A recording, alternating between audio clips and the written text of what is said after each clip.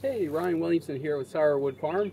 8 days ago, I think it was 8 days, maybe nine, we were in this hive, and we're just going to check back in on it and see how it did.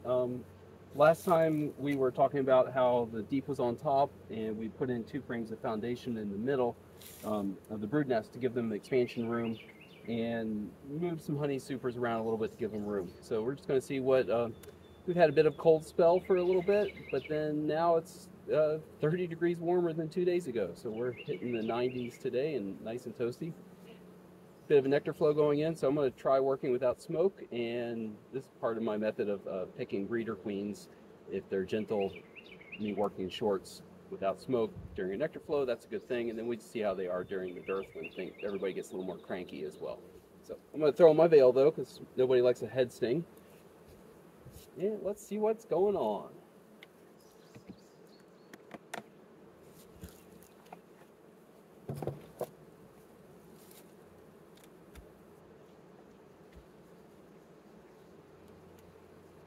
Okay, top super is looking very busy and heavy. Oh my gosh, that is hard to see, but I can sure tell you I can feel it. It's full. Next super, they are working the drawn comb. Something I see a lot during cold spells. They will put nectar in the drawn comb, but then some of the foundation frames I gave them, because I'm always trying to draw a new comb, they're drawing out a little bit, but not as much as I'd hope. They're working on it.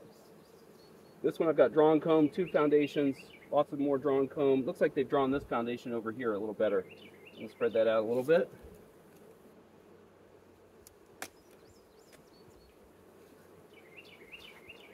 So deep box recycled into a medium, and they have filled up all the drawn comb, and they are working on drawing that foundation in the middle. So I've got a queen excluder here, and I'm going to pry upwards so I don't pry against the wires with my hive tool. And that is quite heavy as well. Let's see if they're working on that foundation some. And they are. Not a huge amount, but some. That's good. I need more drawn comb, and I don't have it, so I'll be putting on a box of foundation as well today, I think, for this colony. And let's see. I'm going to move this out of the way. I'm guessing I'm blocking view. Let's see if we have any emergency queen cells starting. That's the first thing I always check now. So I'm going to bring the box towards me a little bit and then tip it up. Not too heavy, that's a good sign. And I do not see any swarm cells. I said emergency, but I meant swarm, so that's a good sign. We'll do a queen right check. It doesn't feel too heavy, so I'm guessing I'm not going to have any honey frames to pull out this time.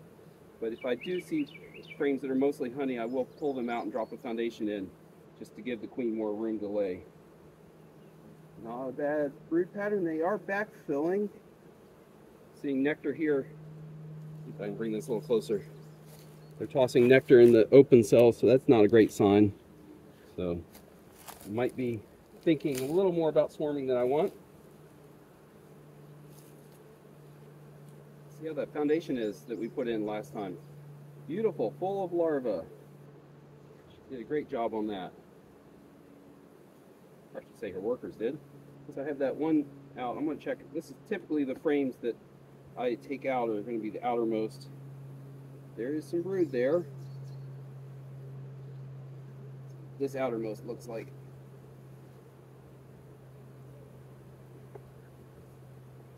I see this a lot when I do a partial sheet of foundation. They will sometimes, they want a lot of drones this time of year, so they draw drone comb in the outer part. And they'll keep making drones on the outer frame, but the worker size, you see they have a little worker brood, but mostly it's backfilling with nectar. But I do want to spread drones of good quality out there, so I'm going to leave that one in. If I had doubts about the colony, mites, something like that, I would possibly cut out that drone comb. See a few little queen cups starting. Nothing happening in them.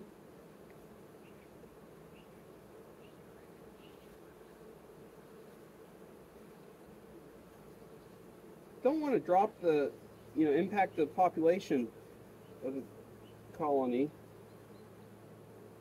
If I see any of these that have, yeah, see this one here is almost, oh, there's our queen. This frame here, they've pretty much backfilled. She's on there looking for a place to lay, but there's no place for her to lay and there's almost no brood. So this is the frame I'm going to take out today. Shake, oh, look at all that nectar falling out. And I'll drop in foundation towards the center. That is brood. I think they basically feel like they've run out of room, and so they're starting to backfill into the brood nest, which could trigger swarming, so I don't want them to do that. Giving them one frame of foundation. I wish I could drop in two, but I don't want to take away comb like this that has a lot of brood on it, because I want a large workforce for making honey. The more supers, the better, right? So in this part of Central Virginia, we have a very, very short nectar flow. We're going to have nectar coming in for the, we're tail into April through mid-June, and then it kind of tails off when it gets hot and dry. I'm going to run grab a empty super with some foundation.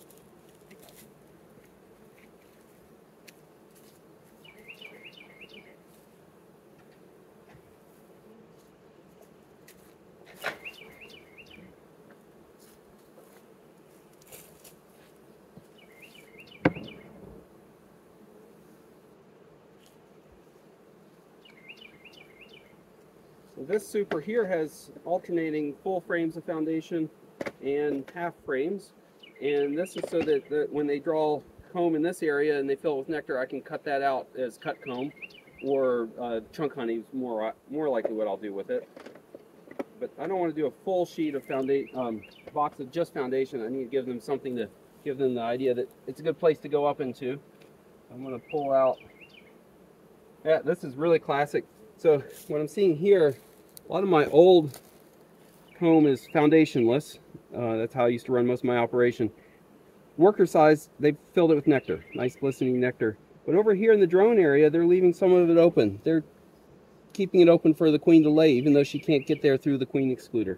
So that's something that has led me to work kind of away from the drone comb or the foundationless, because I would have so many issues with the bees keeping that drone comb empty. I see more drone on this next one. Let's see if they did the same.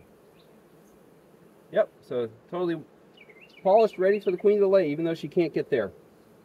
So a lot of nectar on the outside here, but they're keeping that brood nest open for her, which is I'd rather than fill it with nectar. I like honey.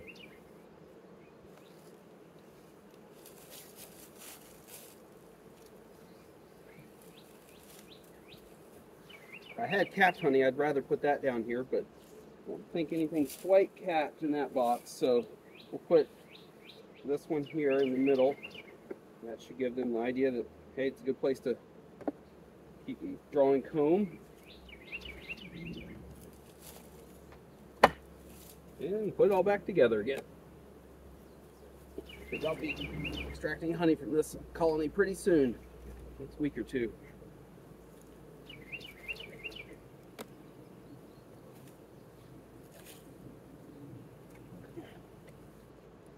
It's nice if I extract honey from it, then I can put all that empty wet supers on, and that is incredible at stimulating the bees to bring in a lot of nectar. It's just phenomenal. 10 times better than putting a box of foundation on, but that's all I have right now. And yep, all right, things look spaced out. Put it back together, and